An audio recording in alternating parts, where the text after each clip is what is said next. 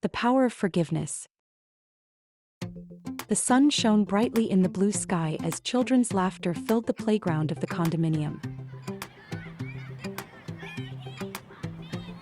Lucas and David, inseparable friends, ran excitedly across their makeshift soccer field. "It's my turn to take the penalty," Lucas said, positioning the ball. "That wasn't a foul." "His foul," David retorted, crossing his arms. "It was a foul. You pushed me," Lucas insisted, his voice rising. David huffed. "I don't cheat. You're just making that up." The argument escalated, and frustrated, the two walked away in opposite directions without saying goodbye. For the first time, they didn't go home together. Later, while having his snack, Lucas felt a tightness in his chest. He thought about how many times David had been a loyal friend.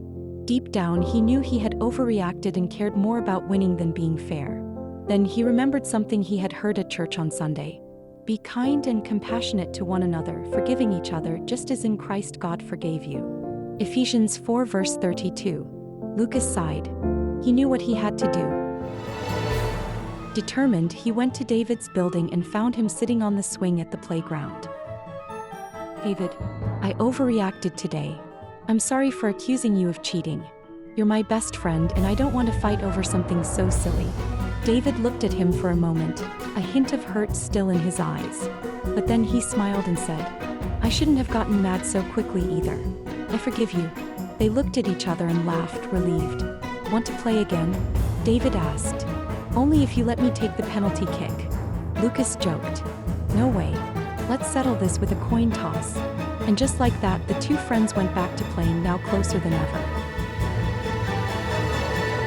Lesson from the story. Forgiveness has the power to restore friendships and bring peace to the heart.